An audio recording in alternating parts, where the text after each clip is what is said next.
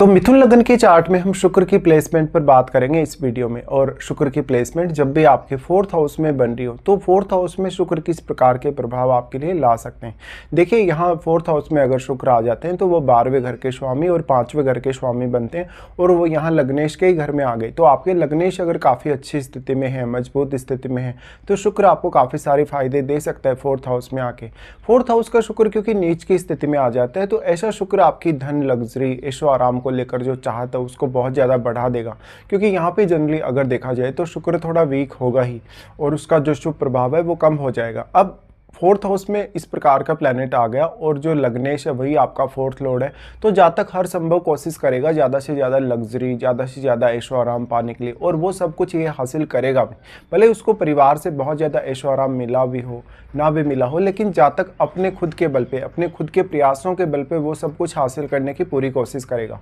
अब मान लो यहाँ पे शुक्र पर एक तो हो सकता है शुभ ग्रह का प्रभाव, एक ये हो सकता है कि काफ़ी क्रूर ग्रहों का या अशुभ ग्रहों का प्रभाव हो। देखिए अशुभ ग्रहों का प्रभाव पड़ता है अगर शुभ ग्रह पर, तो कहीं ना कहीं जो अशुभता है वो बढ़ती है, या अशुभ ग्रह का प्रभाव पड़ने से जो अपेक्षाएं हैं आपकी धन, लग्जरी, ऐशो आराम या सारे सुख साधनों को लेके जो आपकी इच्छाएं हैं वो बढ़ती हैं। और ये भी आपके साथ कहीं ना कहीं अब क्योंकि 4th हाउस का शुक्र है तो ये और भी ज़्यादा बढ़ाएगा, क्योंकि 4th हाउस सुख स्थान ही है। ऐसे में सबसे पहली बात तो आपका 4th लॉर्ड अगर मजबूत है, अगर यहाँ पर फिर सूर्य जैसा प्लैनेट बैठता है, अगर यहाँ पे चंद्रमा जैसा प्लैनेट बैठता है, मंगल जैसे प्लैनेट साथ बैठता है, तो निश्चित तौर पर आप सारी भौतिक सुख सुविधाएँ प्राप्त करेंगे और अपनी फैमिली को भी कहीं ना कहीं साथ लेकर चलने वाले होंगे। लेकिन ऐसा शुक्र क्योंकि नीच का हो गया है इसलिए वो इस प्रकार की जो एक्सपेक्टेशन है वो काफ़ी ज़्यादा बढ़ा देता है। इवन बहुत ज़्यादा सुख समृद्धि आपकी लाइफ में है, उसके बावजूद भी आप और ज़्यादा सुख पाने के पीछे दौड़ रहे हो। तो ये जो आपकी एक्सपेक्टेशन है वो कभी भी कम नहीं होने वाली, या जो आपकी अपेक्षा है वो कभी भी ख़त्म नहीं होने वाली। इस प्रकार से जहाँ तक बहुत ही ज़्यादा हाई स्टैंडर्ड वाली लाइफ जीता है और वो लाइफ को पूरी तरीके से एंजॉय करता है। लेकिन जो नीच का शुक्र है वो रिलेशंस में दिक्कत करता है काफ़ी बार। अब यहाँ पे शुक्र है वो पंचम का स्वामी है, तो ऐसा शुक्र आपको हाईली क्रिएटिव और टैलेंटेड बनाता है। लेकिन आपका जो टैलेंट है, आपका जो क्रिएटिविटी है, हो सकता है मैरिज के बाद में आपको ज़्यादा काम आएगा। हो सकता है ये जो शुक्र का प्लेसमेंट है उसकी वजह से आपके कैरियर में आप बहुत ज़्यादा नेम फेम पा जाएं, लेकिन कहीं ना कहीं रिलेशंस में आप उतने ज़्यादा संतुष्ट होंगे नहीं। स्पेशली अगर पुरुषों के केस में देखा जाए तो ऐसा जो शुक्र है वो अदर रिलेशनशिप, अदर मैरिज या एक सीक्रेट अफेयर दे सकता है। इस प्रकार का शुक्र है तो आपके जिस प्रोफेशन में आप होंगे उस प्रोफेशन में भी आप काफ़ी लोगों को अट्रैक्ट करेंगे अपनी तरफ। ऐसे केस में स्त्रियों को ज़्यादा फेम मिलने की संभावना होगी और स्त्रियों की लाइफ में बहुत ज़्यादा नेम फेम होने के साथ साथ उनकी लाइफ में सुख साधन या लग्जरी होने की संभावना पुरुषों की तुलना में ज़्यादा होगी। इस हिसाब से देखा जाए तो शुक्र की जो दृष्टि 10वें घर पर पड़ रही है तो 10वें घर में बैठे प्लैनेट को अवश्य देखिए, क्योंकि 10वां ग्रह वो बृहस्पति का घर है और बृहस्पति के घर में यहाँ पर जो शुक्र की दृष्टि पड़ रही है जहाँ शुक्र उच्च की स्थिति में होते हैं, इसलिए शुक्र निश्चित तौर पे कैरियर में तो आपको पूरा सपोर्ट करेंगे। भले ही स्वयं वो नीच की स्थिति में बैठे हैं, लेकिन मान लो क्योंकि शुक्र अपने उच्च के घर को देख रहे हैं और एक अत्यंत शुभ ग्रह होने के नाते वो आपको कैरियर में फिर भी बहुत बेहतरीन सपोर्ट कर सकते हैं। बट यहाँ पे मान लो शुक्र अगर सूर्य से प्रभावित हो जाते हैं 4th हाउस में, अगर मंगल से प्रभावित हो जाते हैं, उस केस में वो कैरियर में और भी ज़्यादा नेम फेम दे सकते हैं, कैरियर में और भी ज़्यादा प्रगति दे सकते हैं। लेकिन ऐसा शुक्र अगर होगा मान लो केतु के प्रभाव में, राहु के प्रभाव में, तो वो मैरिज और रिलेशंस में काफ़ी ज़्यादा दिक्कतें दे सकते हैं। अब यहाँ पे शुक्र कौन कौन से भावों के स्वामियों से प्रभावित है, उन भावों से आपको विशेष तौर पे मदद मिलने की संभावना है। उन भावों से जुड़े हुए रिश्तों से या उन भावों से जुड़ी हुई आपकी किसी भी प्रकार की कलात्मकता हो आप में। तो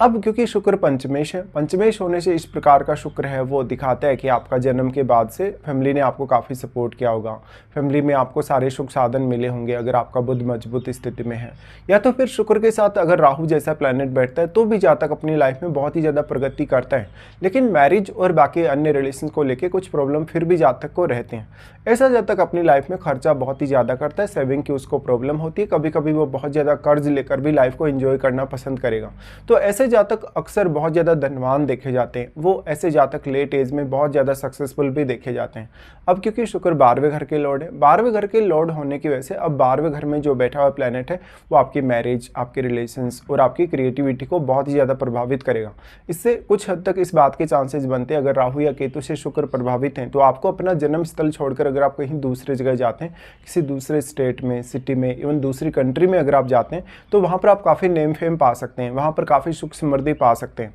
यहाँ पे बेसिकली आपको अपने टैलेंट, अपनी खुद की क्रिएटिव क्षमता पे ज़्यादा से ज़्यादा ध्यान देना होगा और उसी के हिसाब से आपको अपना करियर भी चुनना होगा। अब मान लो आपके पंचम भाव में कोई सपोर्टिव प्लैनेट बैठा है, जैसे कि आपका मान लो चंद्रमा बैठा है, जैसे कि हो सकता है यहाँ पे मंगल बैठा है, अगर सूर्य बैठा है पंचम में, तो भी आपके लिए काफ़ी बेहतर स्थिति मानी जा सकती है। भले ही सूर्य नीच का हो जाएगा आपके पंचम में, या मंगल भी यहाँ पर काफ़ी एग्रेसिव आपको बना देगा, लेकिन क्योंकि आपकी क्रिएटिव क्षमता डेवलप हो, आपका पंचमेश क्योंकि नीच का हो गया, इसलिए क्रिएटिव क्षमता आपकी ज़्यादा से ज़्यादा डेवलप हो, आपकी बौद्धिक क्षमता ज़्यादा से ज़्यादा डेवलप हो और आप निर्णय लेने में काफ़ी फास्ट हो पाएँ, काफ़ी फास्ट आप बन पाएँ।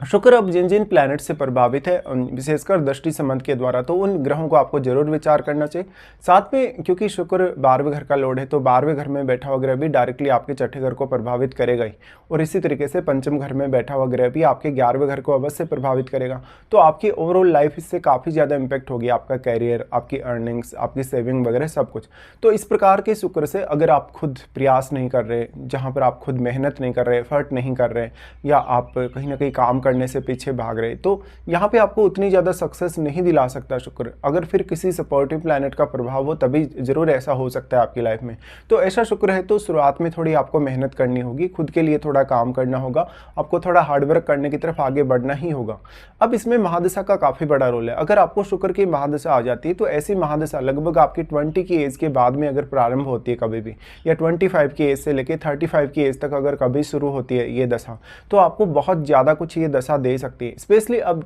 10th हाउस में बैठे हुए ग्रह को जरूर विचार करिए, क्योंकि 10th हाउस है वो शुक्र के लिए अपना उच्च का घर है और शुक्र वहाँ अपनी दृष्टि डाल रहे हैं। तो मान लो अगर आपका शुक्र सूर्य से प्रभावित है, मंगल से प्रभावित है, तो आप अपने कैरियर में बहुत बड़ी अचीवमेंट फिर भी पा सकते हैं शुक्र नीच का होने के बावजूद भी, या इवन अगर बुध यहाँ शुक्र के साथ बैठे हो तब भी। तो यहाँ पर आपका टैलेंट कम नहीं होगा, बेसिकली आप में जो क्रिएटिव क्षमता है वो कम नहीं होगी, लेकिन शुक्र नीच का होने की वजह से आप अपनी क्षमताओं को पहचान नहीं पाएंगे, आप उनका बहुत बेहतर उपयोग नहीं कर पाएंगे। इस हिसाब से शुक्र की महादशा आपको लेट एज तक, लगभग 45-50 की एज तक बहुत ज़्यादा ऐशो आराम देती है, बहुत ज़्यादा धन और लग्जरी देती है, लेकिन फिर भी आप लास्ट में भी संतुष्ट नहीं हो पाते उतना। तो 20 साल की अगर आपको शुक्र की महादशा सही समय पर मिल जाती है, तो लाइफ को आप एक बहुत ही अलग लेवल पे एंजॉय कर सकते हैं।